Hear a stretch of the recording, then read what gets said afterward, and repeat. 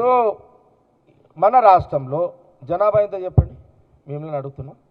తెలంగాణ రాష్ట్రం జనాభా ఎంత? 4 కోట్లు. అందులో ఆడవాళ్ళు ఎంతమంది చెప్పు?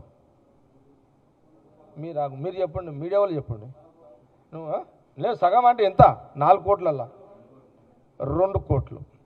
2 కోట్లల్లా ఆడోళ్ళు 2 కోట్ల మంది ఉన్నారు కదా. కార్లలో తిరిగేటోళ్ళు ఎంతమంది ఉంటారు ఆడోళ్ళు? మనం మాట్లాడుకుందాం. అంటే అంకెలు చెప్పండి, 10% చెప్పకండి. 20 లక్షలు కార్లలో తిరిగేటోళ్ళప్ప. బస్సులో తిరిగేటోళ్ళు 1,80,00,000 మంది ఎలా తిరుగుతారు? బస్సులు తిరుగుతారు. అంటే ఈ తెలంగాణలో 1,82 కోట్లలో 20 లక్షల మంది కార్లలో తిరిగితే 1,80,00,000 మంది బస్సులో తిరుగుతున్నారు. ఇప్పుడు తిరగబట్టి ఎన్ని ఏళ్ళు అయింది? ఇప్పటికీ 2.5 అంటే 2.5 సంవత్సరాలు అయింది.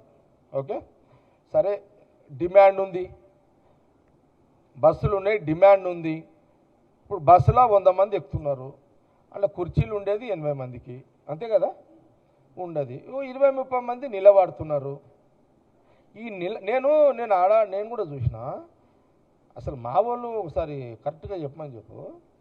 ఇప్పుడు నేను 40 ఏళ్ళ కింద చెప్తున్నాను. నేను 40 ఏళ్ళ కిందట ఇప్పుడు ఎట్లయితే ఇప్పుడేమో డిమాండ్ వచ్చింది. ఆడవాళ్ళందరూ లేడీస్ అంతా మన అమ్మలకి అందరూ కూడా, మన ఇంట్లో అందరూ కూడా బస్సులు ఎక్కుతున్నారు, గుడ్ల కాడికి పోతున్నారు. ఇప్పుడు ఫ్రీ బస్ వచ్చిన తర్వాత యాదగిరిగుట్టకు పోతున్నారు, వేములవాడ గుడికి పోతున్నారు, వరంగల్ కాళికామాత గుడికి పోతున్నారు, మన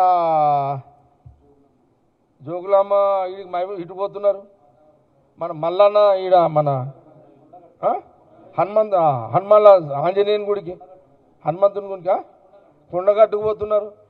అది ఇంకోటి బాసర పోతున్నారు, కొమరవెల్లి పోతున్నారు, అది చర్చికి పోతున్నారు, ఏడా మెదక్ చర్చికి పోతున్నారు, దర్గాలకు పోతున్నారు ముస్లిమ్స్. హిందువులు పోతున్నారు, ముస్లింలు ఆడోళ్ళు పోతున్నారు, క్రిస్టియన్ ఆడోళ్ళు పోతున్నారు. నేనేమంటున్నా, కేటీఆర్ గారు 4 కోట్ల మంది ఉన్న తెలంగాణ జనాభాలో 2 కోట్ల మంది ఉన్న మహిళల్లో ఒక 20 లక్షల మంది కార్లలో తిరిగితే 1,80,00,000 మంది ఈరోజు బస్సులలో తిరుగుతున్నారు. అచ్చా, ఒక్కరోజు పోతురా? రోజు పోతున్నారు. ఇక డిమాండ్ ఉంటుంది. అవును, మరి ఇక బస్సులో 80 సీట్లు ఉంటాయి, ఆడోళ్ళు 100 మంది ఎక్కుతారు, ఆడ సీట్లు తక్కువ ఉంటాయి, 20 మందికి తక్కువ పడుతుంది. ఈ 80 మంది కూర్చున్న వాళ్ళది వేస్తలేడు ఒకటి వీడియోలు. ఆడోళ్ళు ఈ 20 మంది నిలబడ్డదే వేస్తున్నారు. ఇక బురద చల్లాలంటే ఏమున్నది, బురద చల్లాలంటే చల్లొచ్చు. ఇది ఇంత మంచి స్కీమ్. ఇదెవరు? సోనియా గాంధీ గారు, రాహుల్ గాంధీ గారు, ప్రియాంక గాంధీ గారు. రాహుల్ గాంధీ గారు ఇంట్రెస్టే కదా, ఆ ఇంట్రెస్ట్ని ముఖ్యమంత్రిగా రేవంత్ రెడ్డి చేసిండు కదా.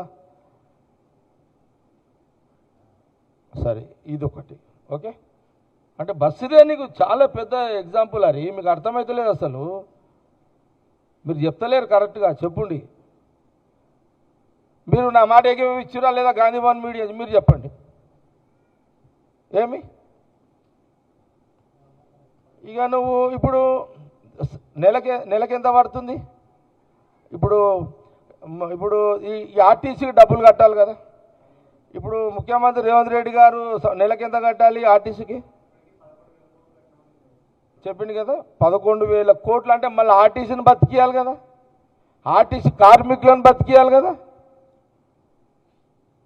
ఆర్టీసీ కార్పొరేషన్ బతికియాలి కదా, వాళ్ళ కుటుంబాలను బతికేయాలి. ఇక్కడ ఆడవాళ్లకు ఉచితము. ఈ డబ్బులు లేని సంసారంలో డబ్బులు సమ చేసుకుని మనమే ₹1,00,000 అప్పుడే కాలు చేతులు కొట్టుకుంటాం. ఇక్కడ మీ కేటీఆర్ గారు మీ నాయన చేసిన లక్షల కోట్ల అప్పుకి సంవత్సరానికి 24,000 కోట్లు చిల్లర ఇంట్రెస్ట్ కడుతున్నారట. 24,000 కోట్ల ఇంట్రెస్ట్ ఎందుకు కడుతున్నాడు ముఖ్యమంత్రి హోదాలో రేవంత్ రెడ్డి గారు ఎందుకు కడుతున్నాడు? మీ నాయన చేసిన అప్పు ఆ మిత్తి కట్టాలి, లేకపోతే వాడొచ్చి కూర్చుంటాడు కదా ఇక్కడ, వాడిని గట్టి ఇవి చేస్తున్నాడు. మరి మీ నాయన చేసిన అప్పుగా మీ ఇంట్రెస్ట్ కడుతున్నాడు రేవంత్ రెడ్డి గారు, నువ్వు ఈ మాట ఎత్తావు కదా, ఎందుకు? నువ్వు అపోజిషన్ లీడర్ కాబట్టి నువ్వు ఎత్తావు. నేను నిన్నే తప్పు పట్టా, ఎందుకంటే నువ్వు ఆయనతో రేవంత్ రెడ్డి గారు ఇంత మంచి చేస్తున్నాడు, నువ్వు అవుట్ అయిపోతావు. కాబట్టి నువ్వు రేవంత్ రెడ్డి గారిని విమర్శించాల్సిందే. ఎందుకు? యాజ్ ఏ అపోజిషన్ లీడర్ నీ డ్యూటీ నువ్వు చేయాలి కదా, చేస్తున్నావు, కాదంటలేదు. ఇదొకటి. ఇప్పుడు ఆర్టీసీ మీరు సంఖ నాకిపించారు, ఎవరు? కేసీఆర్. వాళ్ళ పాపము పిచ్చోళ్ళ వాళ్ళ ఆర్టీసీ డ్రైవర్లు ఎంత కష్టం తెలుసా? ఆర్టీసీ డ్రైవర్లకు వాళ్ళకు బాగా రోగాలు ఉంటాయి, ఎందుకంటే ఆ ఇంజన్ దగ్గర పనిచేస్తారు కదా, ఆ ఇంజన్ హీట్కి వాళ్ళకు చాలా రోగాలు వస్తాయి. ఆ హీట్ దగ్గరికి అంటే వాళ్ళు 100 ఏళ్ళు బతికేటోడు 60 ఏళ్ళకి ముసలాడు అయిపోతాడు వాళ్ళ దాంట్లో. ఇది నిజం, ఇది నేను చెప్పేది ఆర్టీసీ డ్రైవర్లది. వాళ్ళ ఆయుష్ మనుషులము 100 ఏళ్ళు కదా, వాళ్ళ ఆయుష్ 100 ఏళ్ళు, 90-100 ఏళ్ళు బతికే ఆర్టీసీ డ్రైవర్ కూడా 60-65 ఏళ్ళకే ముసలాళ్ళు అయిపోతున్నారు. వాళ్ళు బీమార్లు వస్తున్నాయి వాళ్ళకి. ఎందుకు? ఆ ఇంజన్ అసలు ఆ ప్రమాదాన్ని తీసుకో బాడీ నాకు తినేస్తుంది. అది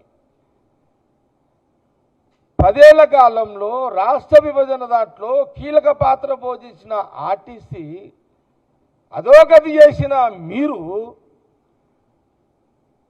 కాంగ్రెస్ తెలంగాణ వాళ్ళు కష్టపడ్డారు, కాంగ్రెస్ వాళ్ళు కూడా గవర్నమెంట్ వచ్చిన కీలక పాత్ర పోషించారు. అందుకే వాళ్ళకు మొన్న ఇచ్చిండు కదా, ఏమేమి ఇచ్చిండు మనకు?